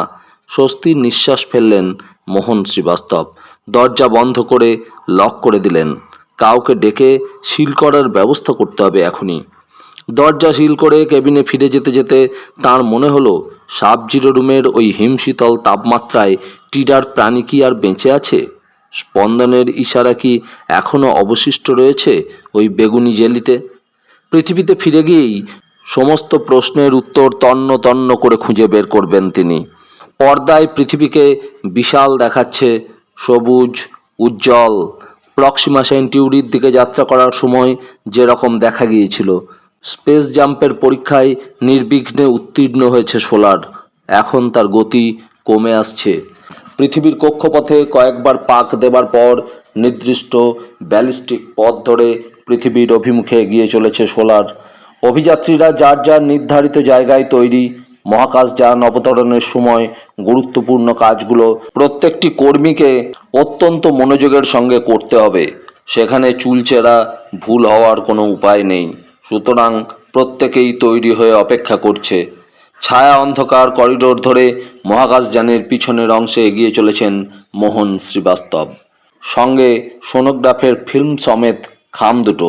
ক্যাপ্টেন মিত্রকে তিনি ভালো করে বুঝিয়ে এসেছেন যে বিপদ কেটে গেছে, টিরার প্রাণী মৃত। একজন মারা গেছে বায়ু শূন্যতায়, অন্যজন হিম তাপমাত্রায়। অতএব সোলার এখন বিপদমুক্ত। কিন্তু সমস্তটাই শ্রীবাস্তব ভুল বুঝিয়েছেন। গাল গল্প প্রচার বন্ধ করার জন্যই তাকে ক্যাপ্টেনের কাছে মিথ্যা বলতে হয়েছে। এখন তিনি লাইফ বোট রকেটে চড়ে একা রওনা হয়ে যাবেন পৃথিবীর দিকে, পৌঁছবেন সোলারের আগে। ফিল্মগুলো কর্তৃপক্ষকে দেখিয়ে কড়া নিরাপত্তা ব্যবস্থা নেবেন সোলারের প্রতিটি যাত্রীকে যাচাই করার জন্য। বিপজ্জনক মহাকাশযানে নীতিশ মিত্রকে রেখে যেতে তাঁর খারাপ লাগছে, কিন্তু কোনো উপায় নেই। অন্যান্য যাত্রীর মতো ক্যাপ্টেনকেও তিনি সন্দেহ করেন। কে বলতে পারে টিরার রুক্ষ ভূমি থেকে একজন, দুজন না তিনজন, কজন ছদ্মবেশী উঠে এসেছিল সোলারে? লাইফবোট রুমে মোট 9টা রকেট ছিল। টর্চের আলোয় 8টা রকেটের ইগনিশন সার্কিট শর্ট করে দিলেন শ্রীবাস্তব। এগুলো ঠিক করতে এখন কয়েক ঘন্টা লেগে যাবে। অতএব পৃথিবীতে সবাইকে নামতে হবে সোলারে বন্দি হয়েই। তারপর 9 নম্বর রকেটটা সোলারের আশ্রয় ছেড়ে গা ভাসালো মহাকাশে। সাবলীল গতিতে নেমে চলল উষ্ণ সবুজ পৃথিবীর দিকে। টিডার প্রাণীরা অজেয় নয়। ডক্টর শ্রীবাস্তব ভাবলেন, ওদের একজনকে তিনি বুদ্ধির খেলায় হারিয়েছেন, ফাঁদে ফেলেছেন, শেষ করেছেন। অতএব চেষ্টা করলে বাকিগুলোকেও পারবেন। শুধু দরকার সাহস আর আত্মবিশ্বাস। মৃত্যুর সময় নকল কমল সেনগুপ্তের চোখে মুখে পাগল করা ক্রোধ ফুটে উঠেছিল। চরম ঘৃণায় টলটল করছিল চোখের দৃষ্টি। টিরার প্রাণী কমলের চোখ দিয়ে তাকে দেখছিল, ফুঁসছিল রাগে। ডক্টর শ্রীবাস্তব শিউরে উঠলেন। কমল সেনগুপ্তের বেলা ভাগ্য তাঁর সহায় ছিল, কিন্তু এবারে 1 ঘন্টার মধ্যেই ক্যালকাটা কসমোড্রামে ল্যান্ড করলো শ্রীবাস্তবের লাইফবোট রকেট। তারপরই ব্যস্ত কথাবার্তা, উত্তেজনা, ছোটোছুটি, সনোগ্রাফের পরীক্ষা, সংশয়, আতঙ্ক। একটা ম্যাগনেটিক কারে চড়ে আন্ডারগ্রাউন্ড টানেল ধরে শব্দের গতিতে রওনা হয়ে গেলেন মোহন শ্রীবাস্তব। লক্ষ্য কসমোড্রোম সিকিউরিটি ব্যুরো। আকাশের দিকে রূপলি না খুঁচিয়ে বিশাল মহাকাশযান সোলার সোজা হয়ে দাঁড়িয়ে যেন অপরূপ এক অতিকায় পাখি ডানা মেলার মুহূর্তে ছবি হয়ে গেছে। মনে মনে সোলারের গঠনের তারিফ করলেন মোহন শ্রীবাস্তব। তারপর অটোমেটিক এলিভেটরে চড়ে সোলারের গা বেয়ে উঠতে শুরু করলেন। তার সঙ্গে সবুজ ইউনিফর্ম পরা 4 জন কসমোড্রোম সিকিউরিটি পুলিশ। তাদের প্রত্যেকের হাতে আল্ট্রাসনিক শকার। ট্রিগারে চাপ দিলেই লাভা স্রোতের মতো বেরিয়ে আসবে অদৃশ্য আল্ট্রাসনিক শক্তির ফোয়ারা।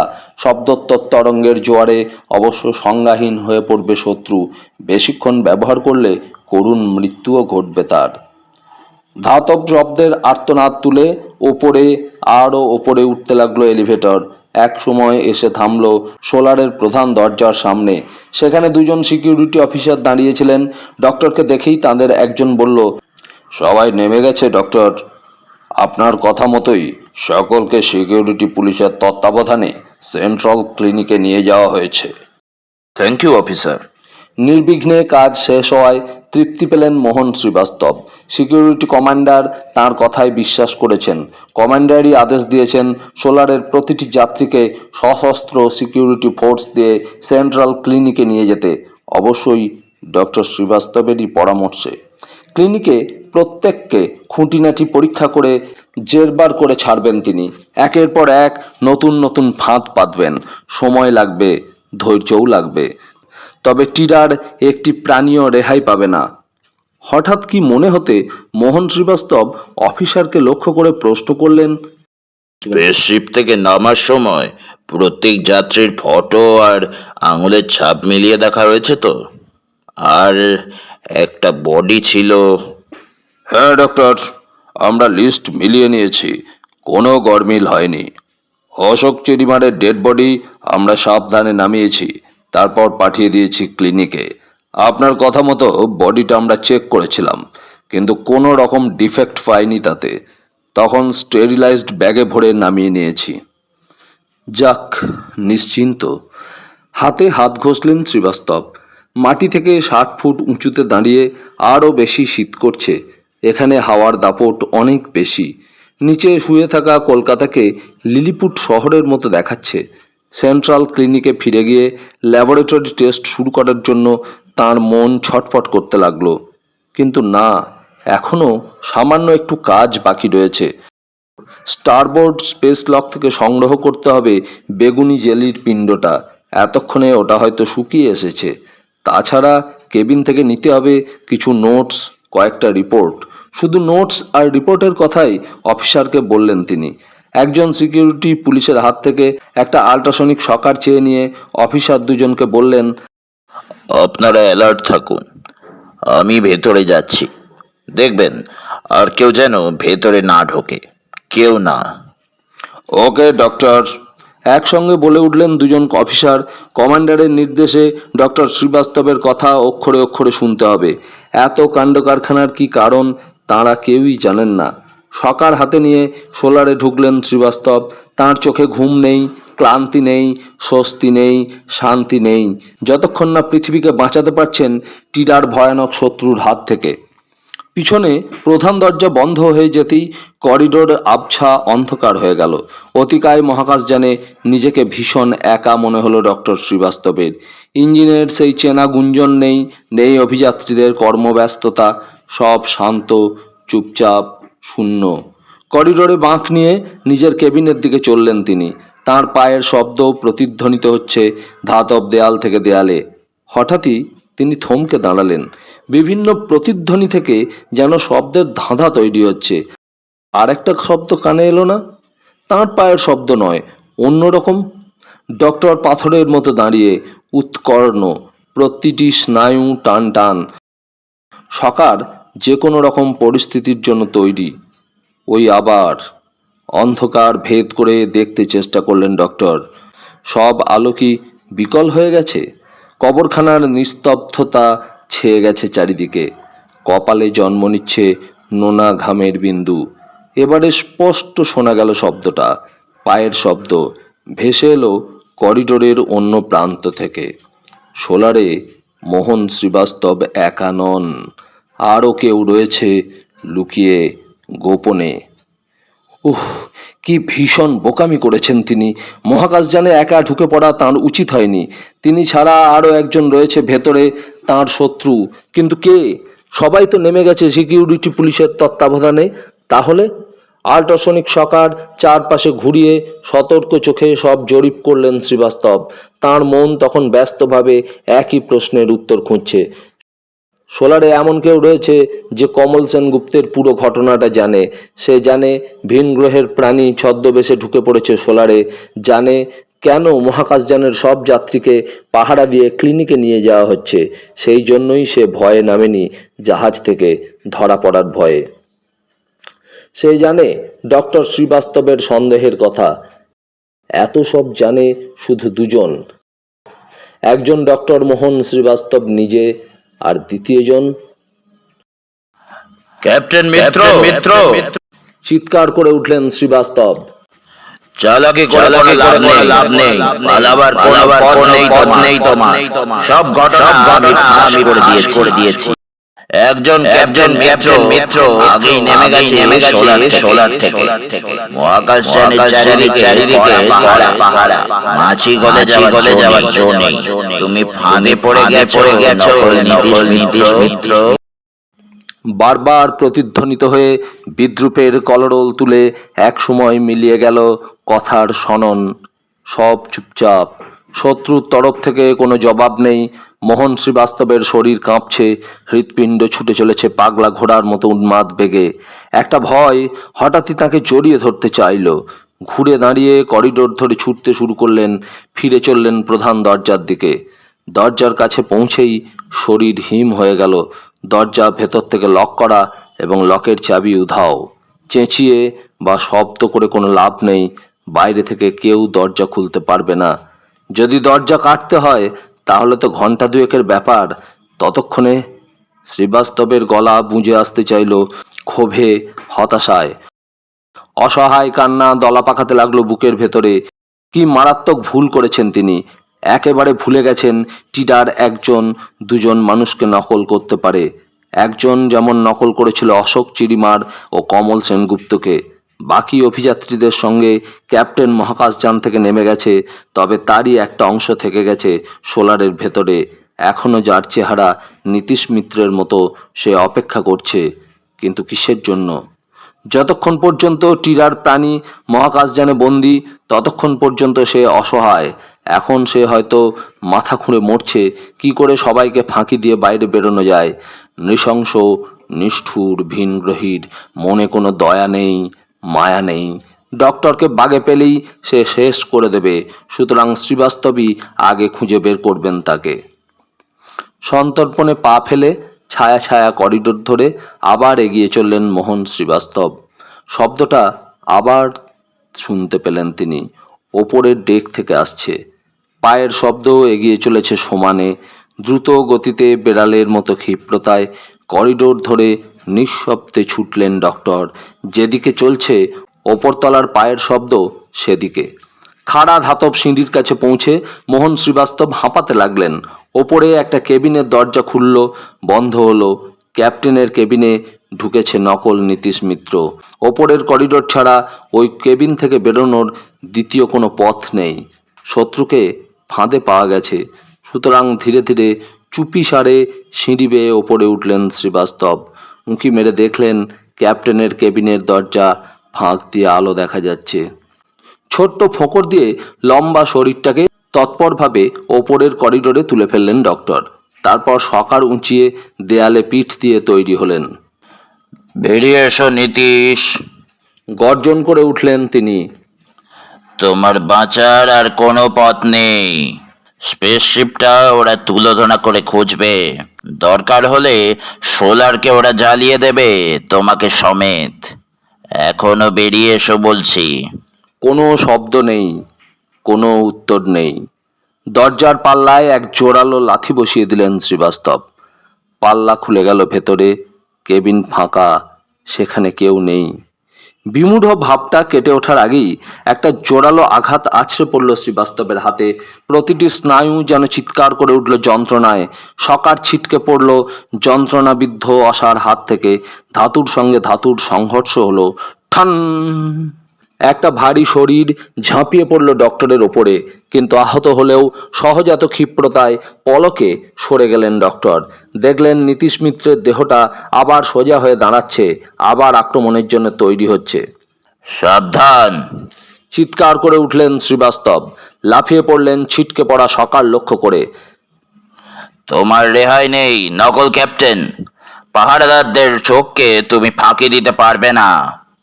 একটা ঠান্ডা হাসির শব্দ ভেসে এলো শত্রুর দিক থেকে। স্ফটিকের পাহাড় ঝুরঝুর করে খসে পড়ার মতো আলতো সেই হাসি। সরীসৃপের হাসি, তীব্র ব্যঙ্গ বিদ্রুপের হাসি। এবং একটা ধাতব পিণ্ড ছুটে গেল ডক্টরকে লক্ষ্য করে। তখন তার হাত সবে ঠিকরে পড়া সকারটা ছুঁয়েছে। ভারী ধাতুর আঘাত। ডান হাতের তালুর হাড়গোড় যেন গুঁড়ো হয়ে গেল। লক্ষ ভোল্টের বিদ্যুৎ বয়ে গেল ডান বাহু বরাবর। মস্তিষ্কে পৌঁছে বৈদ্যুতিক শক অচেতন করে দিতে চাইল শ্রীবাস্তবকে, কিন্তু ঠিক সেই মুহূর্তে এক রক্ত হিম করা দৃশ্য ডক্টরের চেতনাকে ঝাঁকুনি দিল প্রাণপণে। কারণ নীতিশ মিত্রের অবয়ব তখন ধীরে ধীরে পাল্টে যাচ্ছে অন্য এক চেহারায়। শ্রীবাস্তবের বিস্মিত দৃষ্টির সামনে নীতিশ মিত্রের কাঠামো আরও লম্বা হলো। চোয়াল শক্ত হয়ে ফুটে উঠল খোঁজা খোঁজা দাড়ি, জেগে উঠল সরু গোঁফ। মাথার সামনের চুল অদৃশ্য হয়ে কপাল বিস্তৃত হলো। সেখানে দপদপ করছে একটা নীল শিরা, একটা জেলির তাল, যেন নিজেকে সাজিয়ে গুছিয়ে তৈরি করলো নতুন মানুষ, ডক্টর মোহন শ্রীবাস্তব। মেঝেতে পড়ে থাকা ডক্টর শ্রীবাস্তব দেখলেন অবিকল তাঁরই চেহারার একজন মানুষ সোজা হয়ে দাঁড়িয়ে নিষ্ঠুরভাবে হাসছে। টিডার ভয়ঙ্কর প্রাণীর দাবা খেলার শেষ চাল। আসল ডক্টরকে খুন করে নকল ডক্টর শ্রীবাস্তব নিরাপদে নির্বিঘ্নে নেমে যাবে মহাকাশযান থেকে। কেউ তাকে সন্দেহ করবে না। সে সেন্ট্রাল ক্লিনিকে গিয়ে আসল মানুষগুলোকে খতম করে মুক্ত করে দেবে নকল মানুষগুলোকে। তারা বুক ভরা হিংসা ও লালসা নিয়ে ছড়িয়ে পড়বে পৃথিবীর বুকে।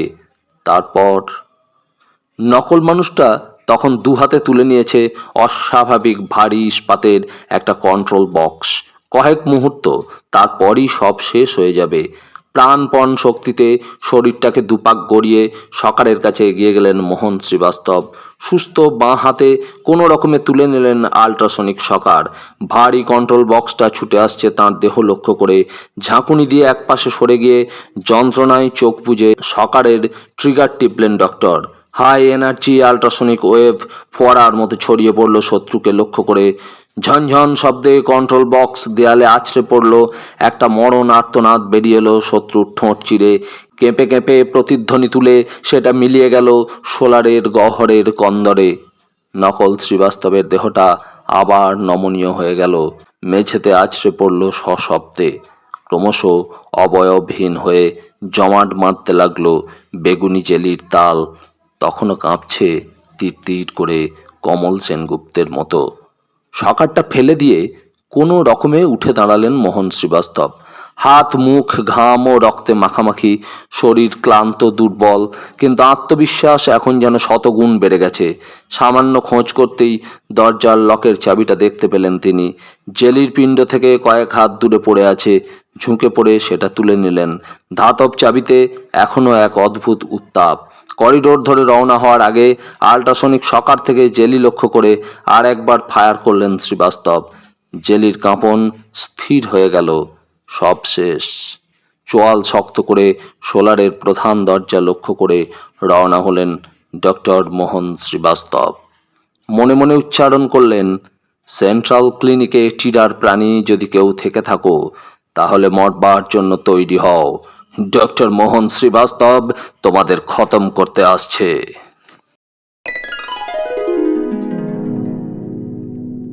এতক্ষণ শুনছিলেন অনিশ দেবের লেখা টিরা গ্রহের ভয়ঙ্কর। গল্পটি আপনাদের কেমন লাগলো তা আমাদের লিখে জানাবেন।